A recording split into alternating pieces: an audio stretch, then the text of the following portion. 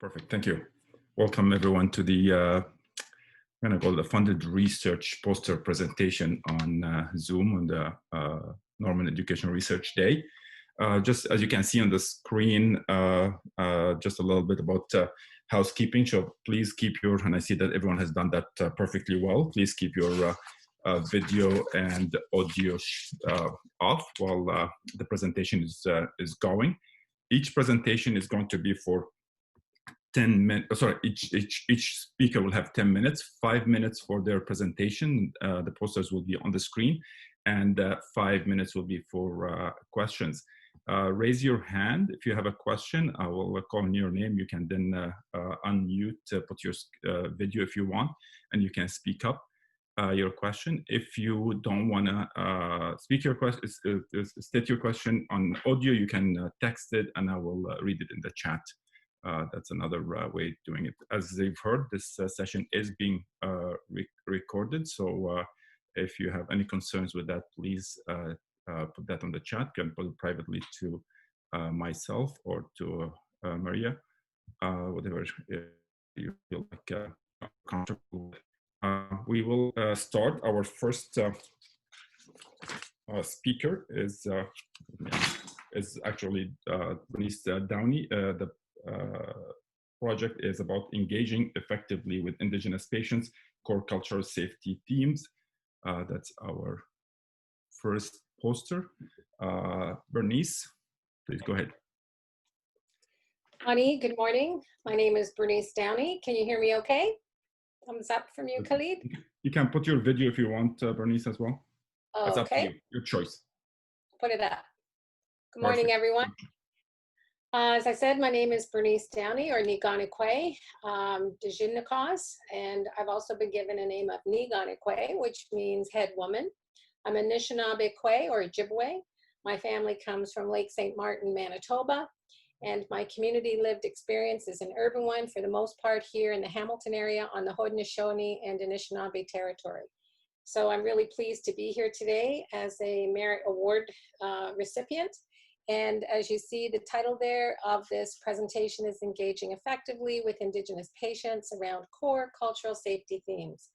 The overall goal of the project was to assess how interprofessional learners benefit from core Indigenous cultural safety training as it relates to their clinical practice and professional duties.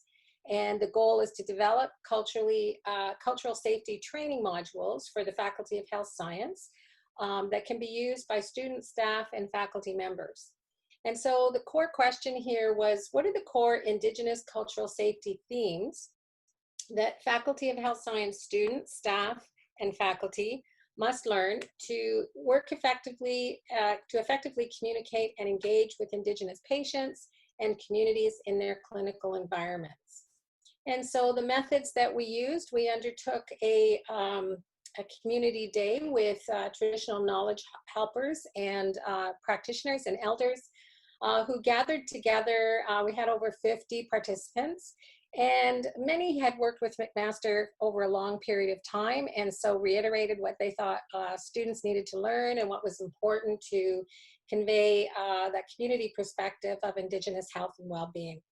We also recruited an education consultant who worked with us in developing a core curriculum for special Indigenous health education sessions. We undertook a student survey, a faculty survey, and we are now in the process of developing the cultural safety training modules.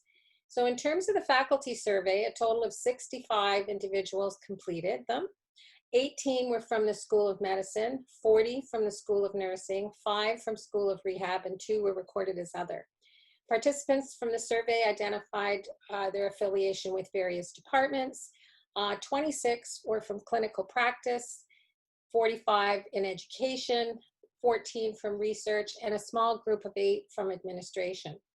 And given that the focus of the survey was to assess the faculty members' knowledge of Indigenous issues and comfort level teaching them, a number of questions were asked specifically to what their comfort level was. And I don't have time to highlight all of them, but 80% of respondents felt they were slightly confident, somewhat confident, or fairly confident to engage in discussions regarding Indigenous population and health and well-being. Another pertinent one in last week's events, how confident did they feel to engage in discussions regarding racism? And 83% were somewhat, fairly, or completely confident, whereas only 3% were not at all confident. Perhaps one other was that only 50% of respondents felt confident in their ability to create a culturally safe work environment for their Indigenous clients. In terms of the student survey, we had, I think, 174 students participated in the survey from various programs. And there were three main themes that you can see there on the poster that came out of the survey. They felt that the core themes to focus on were communication, collaboration, and healthcare advocacy. 1 minute left. Thank you. And so from all of this, you can see that what's important is that we need to continue the cultural safety training. We do understand that this is important to our colleagues from both faculty, staff, and administrators. At the cultural safety modules, we have a good basis that is in keeping with the literature out there in terms of what we need to emphasize and how we need to prepare our learners for the clinical environment. And so I'll stop there for questions. Thank you, Dr. Downey. This is important work that's been done. Open the floor for questions. If you have a question, please raise your hand. Do I have hands raised? Where's my? I'm not seeing any at the moment. If we don't, I'm hoping that the number one question that people might be wondering, Khalid, is how do I access cultural safety training? And where can I refer people to more resources? And so if you go to the Faculty of Health Science website, it's 4 clicks in under Education Services. You'll come to the Indigenous Health Initiative website. There are a number of resources there where you can access cultural safety training, Truth and Reconciliation Commission information, and so forth. So people may not know what to ask. I often find that. And if you haven't done your own cultural safety training, I highly recommend, don't necessarily wait for our modules to come out. There are some free ones out there immediately accessible. So Bernice, that's a really good information to share. I actually want to have to ask a question about, so you've surveyed students and faculty, if I got this right. So this is more of like the needs that they've perceived to learn about Indigenous culture. So what about the Indigenous people? Have we, and I know that you're like a key player in this field, but what did we recognize from the needs that the Indigenous people as patients and as users of the healthcare system have recognized that healthcare professional needs to learn? I'm sorry, Khalid. So just repeat that last part. What do our health professionals need to learn? What are they saying? Yeah, what are the people are saying rather than the professionals are saying? Yeah, well, that's a good point. And so the traditional practitioners gathering on the Indigenous Health Initiative, you can see on the poster there, there's a scan for the full report of the community gathering. Essentially, what they've been saying overall is that we've been trying to advise McMaster for over 25 years of what we want to be included in the curriculum. Key to it all is understanding what happened, the historical context and how it has impacted health today. Secondly, that in the Truth and Reconciliation final report and findings, it reaffirms what we already know and have been saying for that length of time. And finally, that they want to be able to access and harmonize, utilize traditional ways of knowing and healing, and also take advantage of the Western, biomedical. They want the state-of-the-art care. They want the expertise, but they also want their practitioners to be, supportive and facilitate if they wish to access also traditional healing. So they want that part of our culture recognized and acknowledged. And I think this is the tall mountain to climb in an evidence-based environment you know, we do have our own evidence. And so this is the next step of the work, but initially it's the self-education and the ongoing education and we need to support our healthcare practitioners in doing that. So there's a couple of comments there. That's right. I was going to go through them, but if we start with William Hasek talked about, you know, we do modules, but how do we integrate this in the curriculum ongoing? It's not just an episodic learning, which you've alluded to briefly. So do you want to tell us more about that? Yes, Will, that's an excellent question. Thank you. So what's starting now is people are rolling up their sleeves and identifying where the gaps are in the curriculum in various health science programs. And, you know, as we introduce both the historical content and the cultural content, there's also a need for people to be able to take what they're learning in cultural safety training and be able to apply that in a critical way when they're, you know, addressing an Indigenous client and their family, when they're looking at, you know, case scenarios, when they're looking at a social determinants of health report with a critical eye. Right now, you know, the uptake on Indigenous issues in our social determinant of health mainstream content is not very robust. And so they need to start using what they learn about cultural safety and applying in a critical setting, in work that in health promotion, in research. And so that's a critically important part. Thank you for that question. Excellent. We have just 20 seconds left, but there's a question about, have you explored on potential barriers for effective engagement of Indigenous patients? Yes, I probably don't have a lot of time to go into that depth, but as I said, I mean, there is a lot of information in the literature about what the barriers are. Racism, access, language in some cases, mistrust, intergenerational trauma, working with healthcare providers in an institutional setting. So there's a lot of literature out there, but we cover some of it in the report, but the full report won't be ready until we finalize the cultural safety development in this analysis. And I want to acknowledge Abigail Sims. She just completed a 4th-year undergraduate in health science and is going on to a master's in public health at University of Toronto, and also Alex Lee, my program manager, who is also transitioning for their support in this project. Dr. Downey, thank you very much. This is really exciting work, and I thank the participants as well for the great discussion and initiating it. We're going to move on to the next poster, and the next speaker.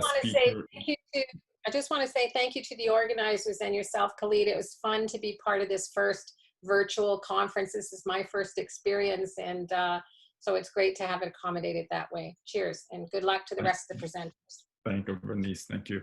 So our next speaker is Shirley Ann Lee, and the topic is Learning to Lead, Perspective from the Faculty of Health Sciences Academic Leadership Program. And I'm going to project that. Give me a second. I'm sorry. Well, gone. Okay, on. Shirley Ann? Yes, I'm here. Thank you so much, Khalid. Hopefully everyone can see me from their homes. So my name is Shirley Ann. I'm from the University of Toronto, currently in my last year of my PhD. And I'm looking at program evaluation for the Academic Leadership Program. So the Faculty of Health Sciences Academic Leadership Program is an interprofessional learning experience for faculty members who are relatively new in their leadership roles. So the program aims to promote leadership capacity and to increase networking opportunities. These emerging leaders are nominated by their chairs or associate deans to undergo the full academic year-long program. So the leadership program includes 3 immersion sessions that would involve presentations from invited speakers, monthly community practice, which is in the form of group facilitation to help apply knowledge to practice, and longitudinal single-day exposures. So I'm here to share the findings of the evaluation of the leadership program, and also to determine how context, like the workplace setting, when combined with components of the program, lead to specific outcomes. So just very quickly about the methods, this is a qualitative study of 10 individual semi-structured interviews of emerging leaders who participated in the program. So in the interviews, we basically asked them about their experience with the program, so like what they found that was most or least helpful, suggestions for improvement, and whether they combine different aspects of the program in their own workplace settings. So we conducted thematic analysis structured using the realist evaluation framework. So this framework allows us to answer the question as to how a program works, in what context, and why. So our findings are mapped onto this framework, as you can see in the middle of the poster. So there are many different interesting findings. I won't be able to go over all of them, but I'll point out a couple of them so you just have an idea.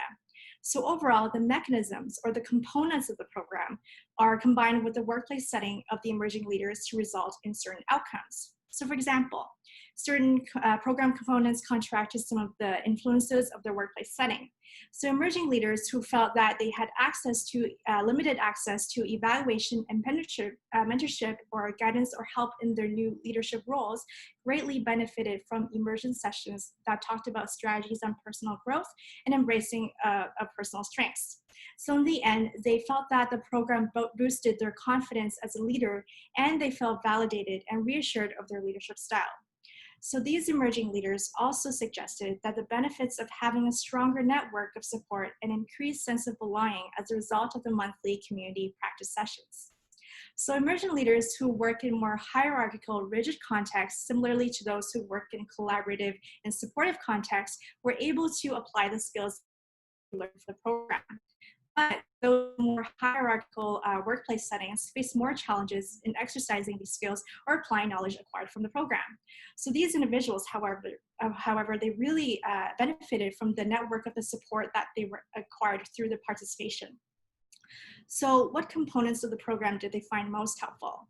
So sessions on networking, negotiations, and conflict management were most helpful, but time management and organizational theories were most difficult to apply at work. So emerging leaders suggested that the program should include more clinical examples in the sessions, in the facilitated discussions, more opportunities to network, and to include perspectives of the leadership on diversity. So overall, emerging leaders felt that the program helped validate or build their confidence in their leadership styles. They also enjoyed the networking with other leaders, which fostered a much needed network of support. And then many of them actually leveraged this network to help them navigate conflict resolution on program level issues with their workplace settings. So what does this all mean? 1 minute. We can see that different contexts, when combined with various aspects of the program, may generate different outcomes. So the program context should be tailored to the context in which emerging leaders work. So this would allow them to fully reap the benefits of the program. The academic leadership program helps emerging leaders build confidence and surround them with a network of support that is much needed during this phase of their career. So finally, a big thanks to McMaster University's Continuing Health Science Education Research and Innovation Fund and all emerging leaders who share their experiences with us. And a huge thank you to our all-star team, Drs. Teresa Chan and Wong, Ruth Chen, and Catherine Tong. So now I'm just gonna open it up for the discussions. Thank you so much, Julianne, for this great work. You know, very, very important work. Lots of leadership programs mushrooming around. You know, everyone wants to do some, but what is really the impact? And I love this work.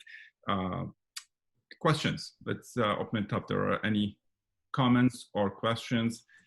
I've seen your sample. You've sampled 10 participants. What's the denominator? How many faculty members have gone through this program in the past? What, it's been like 5 years, almost 4 years? So this program started in 2012. The very specifics, I'm not sure, although I know Drs. Teresa Chan and Wong might be better equipped to answer this question. And Dr. Ann Wong's been leading this program for some time now. Close to 100, she said. Yeah, 100 faculty members. Thank you. Okay, that's good. And how did you select your the 10 participants as a sample? Right, so we sent out invitation letters to the faculty members from 2017 to 2019 to initially capture, the parts of the emerging leaders who were from this program, and also even before, when we felt that we need a larger sample size, even going back to 5 years. Thank you. There are a couple of questions on the participants, whether they're Canadian, international, and my understanding they're all McMaster participants. Is that correct? Yes, yeah, that's correct. Yeah. Yeah, the academic leadership program is actually exclusive to McMaster faculty, to my understanding. Bruce Wyman, you had a question, Bruce, or did you change your mind on it? Okay. If you have a question or comment, please jump in. If not, I think there's another comments here. So from Laura Varpio, can you explain for me your deductive approach? It was informed by realist concerns, what works for who, when, etc., but not a theory, right? So, yes, so we use the realist evaluation framework that looks at what works and in what context and why. So this is why in the middle section of the poster, it's laid out that way, where we have context plus mechanisms is equal to outcome. So this is the framework that we worked with for the deductive analysis. okay, so what is next in this work? What is this gonna? How is this gonna impact leadership training at McMaster University? Yes, thank you. I think that's a very good question. What we would be doing is to take the responses and perspectives. We also have a quantitative component to this, so feedback that the participants provided after the leadership program.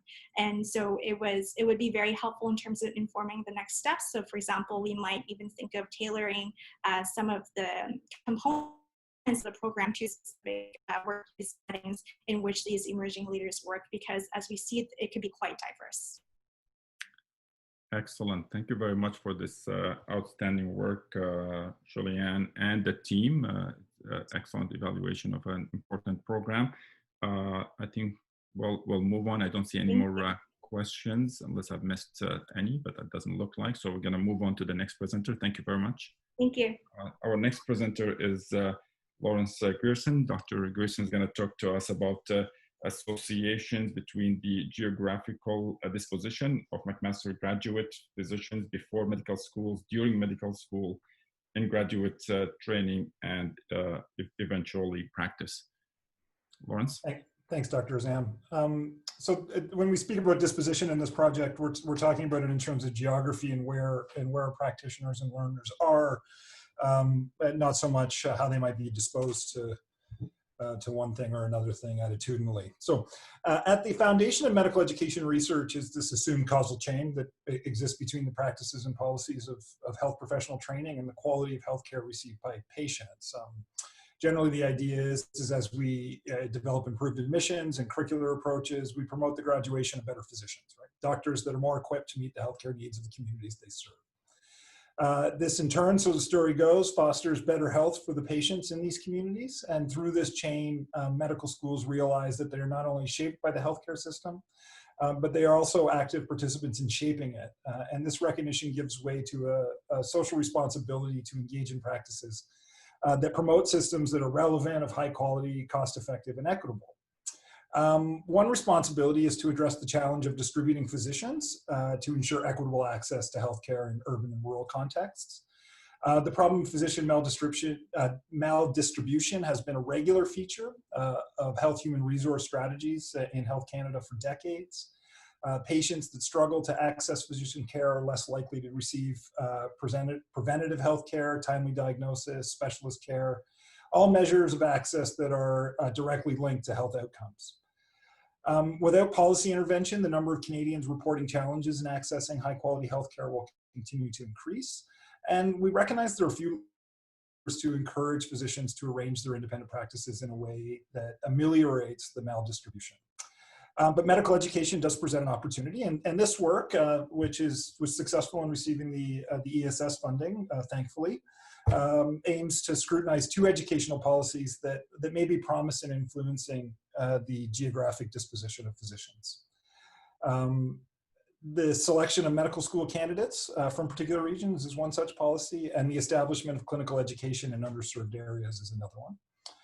The objectives of the study are to describe the degree of association between the places from which McMaster trainees apply to medical school, the location of their undergraduate medical school assignment, and the location of their postgraduate work, and ultimately of their physician practice. And to index those locations with respect to markers of socioeconomic determinants of health and high healthcare need. We're going to look at this with specifically with individuals who completed CFPC accredited residency programs. We're looking at family physician practice as well. And we hope to use some qualitative methods to define and refine a description of the mediating factors that, that influence the relationships. I think sort of an important thing here is that we get all this data on students at the time of admissions, and some of it includes information about where they come from. In particular, we can use the postal code from which they applied. It's not a perfect measure, but it provides some sort of surrogate insight into this place that they're applying from, and using the Stats Canada postal code conversion file, we can index these regions according to health regional peer group, national neighborhood income quintile, and the degree of physician need or healthcare need associated with the place that these people come from. And these are all sort of readily available indices. So we're going to take all of this information. We're going to find out where these students learned as medical students at McMaster, and then in collaboration with the Ontario Physician Human Resource Data Centre, we'll be able to match this in-training data and application data to information about postgraduate training. And the OPHRDC maintains the active physician registry, which will also let us match in the locations of eventual practice. So starting from 1996 and our graduating classes back then, or as far back as we can go, I think we have a little determination to do there. We should have a comprehensive data set that links place of origin through training to place of practice. We'll then be in position to create some, to do some modeling about the degree of association that exists between these locations.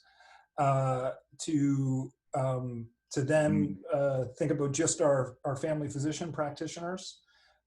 And as we start to develop an understanding of some of the factors that mediate eventual practice location choices, we'll move forward with some qualitative work to understand that better. Just in summary, I would say that the research affords the important opportunity to investigate the relationships between medical education policy and their success in meeting social responsibility mandates of medical schools, as well as health human resource policy goals related to distribution of physicians. You know, we think we'll get some policy relevant recommendations pertaining to regional selection of medical students at the application stage and the training of medical students through distributed medical education networks. I didn't expect to get the award, to be honest, Dr. Azam, so I had to put this together at the last second. So maybe questions is the best way forward. Well, congratulations for the award, and this is great work and as you stated, you know, looking at serving the population health need, and I hope that transfer into a change in admission policies even. Are you aware of any work done in other universities which are similar to this work? So the Northern Ontario School of Medicine has conducted some research that shows the selection and training of individuals from Francophone and Indigenous communities and rural communities are more likely to practice in those areas. And there's a bit of historical research on this topic, but it's not well fleshed out, and the indice of physician need or healthcare need is usually determined as a function of rurality or distance from a metropolitan center. And our goal with this work, we're hoping this is foundational in helping us identify regions that are, to index regions in a different way, to help us understand the relationship between different education policies down the road. So it's the first step. Dr. Gina Agarwal does a fair bit of this mapping work as it pertains to social housing and the type of care that physicians provide to individuals in social housing. So there's some technique there that we're going to rely on. And Neil Johnston, who's the director of the OPHRDC, is one of the authors of the Hamilton Spectators Code Red initiative, which also worked to index neighborhoods in Hamilton to show health disparities. So we're hopeful to rely on some of this expertise too. enhance our ability to understand the relationships that exist between place and type of practice and where needs are, really. Excellent. You've alluded to the work in from NOSM, and a lot of our people puts in a comment here about rural Canada and Northern Ontario, people returning to work there, but questioning about what other factors, other than coming back to the location, could play a role, and if you have a theory around the hypothesis. Yeah, I see Dr. Varpio's question here. We're fairly exploratory at this point, so I don't want to be too hypothetically driven at this early stage. It's observational work. But there are a few things that have popped up. For example, gender seems to be a driver of location. Ultimately, women practitioners have a propensity to stay in urban regions. Presumably, this is related to other intersections with gender as it pertains to family, to work opportunity, to opportunities in the field. We would need to understand more about that to put our finger on what's happening there. Again, if anybody was in on our certificates of added competence presentation earlier in the day, we recognize that remuneration structures drive physician behavior a fair bit, along with privileging practices in particular communities. We don't know how much that plays into to the choice, to the regional choice, but what we do hear often is that there's an accountability to ensure that our training is influencing choice, and we put forward things like distributed medical education and selection from particular regions as serving that mandate. Although we also recognize that both those positions are driven by an accountability to the taxpayer base that the medical school has. So we have some regional selection that favors Ontarians at McMaster, pretty indiscriminately if they're rural or urban or otherwise. And also we know that our distributed medical education networks are at least part and parcel driven by space and resource and the opportunities that might exist in hospital systems for students. So it's not necessarily about ensuring that individuals get back to those regions, but that we have a place to train them, right? So we need to understand a little bit more about this. Excellent. Lawrence, thank you very much for this great work and this discussion. Thank you everyone for participating through the chat. Because of the time, we're going to move forward with the next presentation. And our next speaker is Megan Law. And Megan is going to talk about strategies to assess unperceived educational needs of physicians, a scoping review. I'm going to put this up, and Megan, it's all yours. Perfect. Thank you. And I just wanted to say it's a great leeway we here to talk about med students, and now we're working into continuing medical education. Okay. Hi, everyone. My name is Megan Loft. I work at the Foundation for Medical Practice Education, and we are a nonprofit organization that partners with McMaster.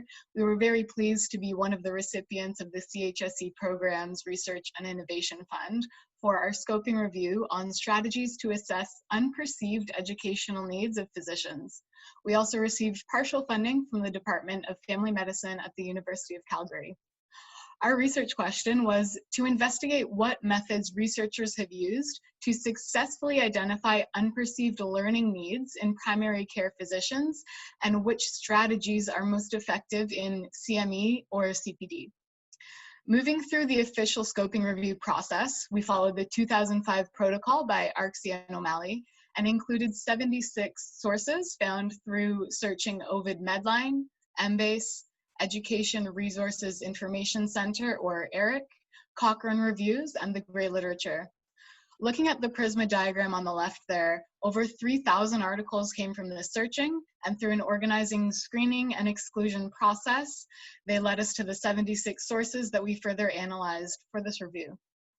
We took quite a unique approach to display our findings so that we could really analyze the gaps between what's currently being done in practice. So if we look at the 3 pie charts, that's the first one displayed there. So the research articles versus recommendations for ideal assessment of unperceived needs. And these are what would be described in theoretical perspectives and described in gray literature sources, the other 2 diagrams. The different categories for organization were used, which you can see on the legend to the right of the pie graphs, were derived from existing frameworks, Miller's framework of clinical assessment, and a more recent, more conceptual framework, planning and assessing learning in continuing education. The gold portion of the inner circles, that represents needs assessment strategies that relied on primary data. This would be data that's gathered from physicians participating in a research study. We found that 3 main assessment approaches were used. Knowledge testing, so that's the outer light blue portion on the pie diagrams, competence testing, the outer light orange, and performance testing, the outer light green. So I would walk through these, all of these with more time, but I want to emphasize this outer light green, that's the performance testing. And you can see it's a much smaller proportion of the primary assessments in the research articles versus the other 2 sources. We're all researchers here, so I'm assuming that we know performance-based data is like directly observing physicians in practice or chart auditing will yield richer data. But logistically, this type of testing also requires more time, money, and planning, not to mention gathering the consent of physicians willing to participate, and then the analysis of this data after it's collected. Now let's talk about the dark blue portion of those inner circles. So these are the assessment approaches that used secondary data, and these strategies that do not require actively recruiting physicians to participate. So we're talking about environmental scanning, that's the outer light yellow. This might be of existing literature, de-identified EMR data repositories, population health reports, or recruiting patients, that's the outer salmon colored portion, to analyze the end user of the physician's execution of their learning. Now, looking at that gray literature source diagram, you can see that they really emphasize this type of data collection a lot more than what was found in the peer-reviewed publications. Although it's ideal for collecting an end-user perspective, the secondary assessment strategies often have a larger volume of data to analyze, or if they're incorporating patients, have a more stringent process for ethics. However, secondary data analysis per unperceived needs assessment has gained a lot of momentum, especially in the past 5 years or so. So another reason why we might see this gap is simply because peer-reviewed articles take longer to reach a publication. Now, all said and done, our concluding thoughts informed by this research is that CME providers investigating unperceived learning needs in physician populations should incorporate multiple strategies and focus on making their methods actionable by describing strategies for resource management. This review has provided a foundation of knowledge for future research studies on how to explore which of these strategies, alone or in combination, is best used to generate an accurate assessment of unperceived needs in physician-learner populations. So with that, I will say thank you again and open it up for questions. Thank you very much, Megan, for this great work. I mean, coming from the CPD and CME world, or continuing health professional education world, this is amazing work. It's in an area that we don't fully understand how to do. So I'm very happy that CHSE did provide that fund to your project, and you're doing a great job with it. I'm going to open it up for questions. If you have any questions, please raise your hand. Your questions or concerns may be unperceived, so bring them up. I'm interested in your look at the literature, and I'm wondering, I didn't hear a lot coming from practice audits, which is a big piece of unperceived needs resources that we talk about in CPD, especially for healthcare professionals. What did you find around that? So all of our practice audit assessment strategies were lumped into that performance category. So you are completely correct, and the theoretical perspectives, they're very highly emphasized as a way to gather unperceived needs. Interestingly, they were not used perhaps as much as we thought in the actual studies because of some of the resource barriers I mentioned. What we saw a whole lot of in research articles was knowledge questionnaires, so multiple choice testing, which, as you can imagine, is a lot easier to administer, but then you've got the trade-off of less rich data. So that was a very interesting find. And was most of the performance data you found are individual practitioner data, or was it group data? An area, again, you know, that the CPD providers struggle with, you know, how do we look at a function of a group of providers rather than an individual provider, and you're looking at the performance data? Right. So it's interesting because it was talked a lot. We actually put the collective look at practice data into a version of an environmental scan because especially as we are getting more data gathered from EMRs, I think that's going to be a rich area to tap into. So it's come up in gray literature sources, but hasn't quite translated over to published. And as for individual audits, there was a lot of what's known in the literature as benchmarking. So it was dependent on the physician to audit themselves and then be true to addressing gaps in their practice, which can be extremely useful if you're willing to reflect in that way. But then the drawback is there's always subjectivity. With any sort of assessment, there's subjectivity, but those two perspectives are something else that we found quite striking as a difference between, you know, being implemented in research and what's being suggested. It's a tough area. So there are a couple of comments. There's one from Steve. Yes. I'm not sure if that actually has come. You've already answered part of it. It's talking about performance data in a theoretical perspective article. If you want to provide an example of that, I mean, you might have covered part of it, unless you want to add to it. Yeah, so these, and if you are interested, please feel free to email me after the fact, because there is a whole lot of data. An example of performance data in theoretical perspective. So this would be an article particularly that would move through a screening process to selection where the strategy was actually described. So it would be direct observation of physicians in their practice with patients via video recording, via an observer that would just stand in the corner. And then another type of performance testing, like I mentioned in Dr. Zem's question, would be self-audits, benchmarking, structured rubric, trusting the physician to look at their own clinical records. I'm just reading the next comment here. Next comment from Shelley and Lee, talking about qualitative versus quantitative yes. studies on So we did have a couple of figures and tables on that in the manuscript as well. Just from the top of my head, the primary data, that knowledge section, so the outer light blue, is all qualitative knowledge testing. So that was the bulk of active primary data gathering in research sources.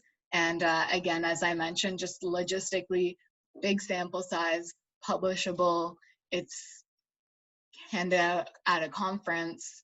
There's lots of benefits. I'm sure that you have all received a whole bunch of surveying.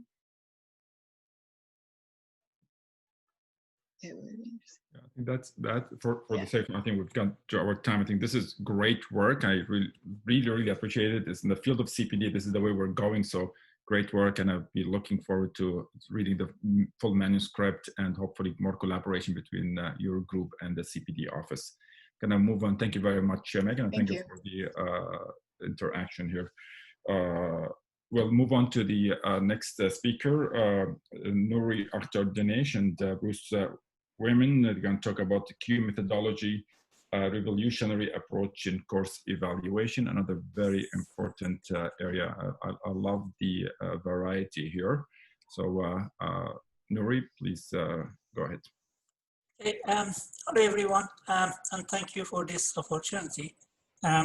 First, I will be doing this presentation with my colleague, Bruce Wayne. So we want to answer some very simple questions. First, what we want to do in this project? We basically want to use a different method called Q methodology for course evaluation. Why do we want to use this method? Because usually Likert scale is used for course evaluations, which has some major limitations. It lacks course specificity and ability to reflect the student concern due to its standardized nature. It usually uses some very general questions about the course, so it is not very specific to the course. Usually mean and standard deviation is used for summarization of the data. Yes, it has a standard deviation which tells us that the students are not the same, but it doesn't tell us exactly where the differences are and how different they are. We can use over-ended questions at the end. It might give us some very rich comment at the end, but we don't have yet any systematic approach for analyzing those comments. The other point is that many courses receive high course instructor ranking. Yes, that is very good for our promotions. However, it itself limits our ability to systematically understand what are the issues that the student might have in their course and how we can improve them. In general, it is difficult to know if, where, and what changes are of highest priority in the course from a student's perspective, and how changes, once implemented, have improved the students' learning experience. So, as I said, we will be using Q methodology. What is Q methodology? Briefly, it is a combination of qualitative and quantitative approach. What it does, it classifies a student based on their preferences, their main concern or suggestions, and their priorities. And it uses some sophisticated statistical analysis. To be exact, it uses factor analysis. So we exactly know what are the issues within each group of students and what are the suggestions, perhaps. I now hand over to my colleague, Bruce. So Bruce, go ahead. Hi, everybody. I hope everyone can hear me. I haven't had a chance to test my mic, but I'm hopeful. At any rate, we started working together, Nuri and I started working together in 2007, and we really wanted to figure out why people were using or not using technology. No COVID then, so they were using it because they wanted to or not. And we needed to find out if there were groups within there, and Q Method was fantastic for that. But as we move forward, I realized that a lot of our courses that were really, really popular with the students were getting completely useless reviews because they were so high. And so what we needed to do was to identify groups of students and issues within there. So Q Method's perfect for that. And if you have that kind of a challenge, then it's a great method because it actually prioritizes those statements that everyone thinks is important, and then identifies individual groups. We really caught fire a couple of years ago, and we began to evaluate our programs quite extensively using Q methodology. And it was great because all of them got published really quickly, which is a nice change. But it occurred to us that this could be used much more broadly than what we were using it with. So we've decided our objectives and why we're funded really is to see if we make those changes that are suggested by Q, does that really change the distribution going forward? Can we use this then as a type of ongoing revolution within the program. And the other thing is validating that assessment, because many of our large courses, and we've evaluated hundreds of students at a time, how does that validate within the different groups of students? So the midwifery students and nursing students and engineering students and all of our students, how does that actually, is it a valid assessment, or do those individual groups have such different opinions that they're not coherent? And then the other thing is, can we spread this out? So can we get some universal statements that are really important to students and then apply them to a whole bunch of different courses? Because with Q method, and again, it's hard to really show it easily here, but it does give you qualitative statements that are then ranked quantitatively.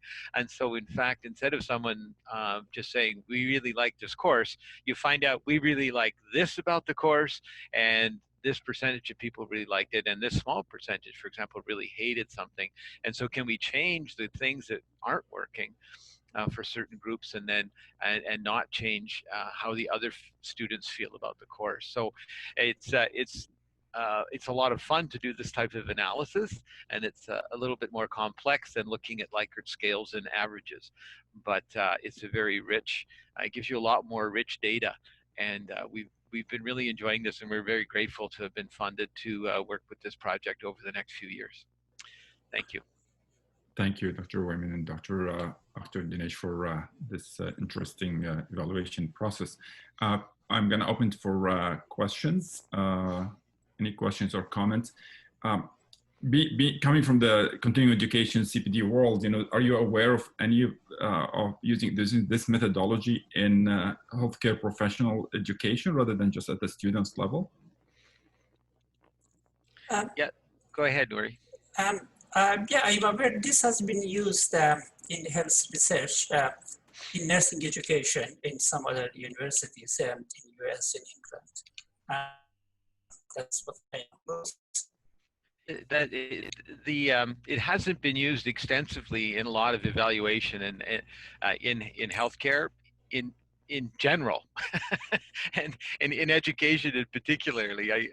I know that because whenever we give a talk on this, we end up with a packed house, because people essentially have never seen it used, and we keep giving them this promise that we'll be able to rank and give them some real actionable goals from their qualitative analysis.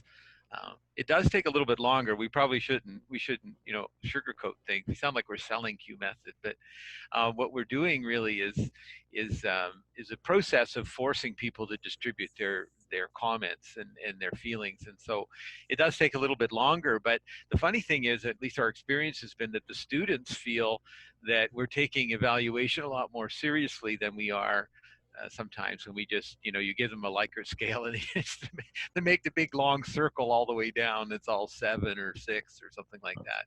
So the students seem to feel that we're taking them a lot more seriously. So they engage in that process a little bit better. Excellent. I see a potential collaboration here for both of us, or three of us, hopefully, in touch. We are almost at time, I think, just I'm wondering if we can take other questions offline. It's just because there's another session going on. So thank you very much for your presentation. Thank you very much for all the presenters, and it's been an amazing session with lots of interactivity. So I really appreciate that. And I'm gonna move back to our NERD administration group to take over the session. Thank you very much, everyone.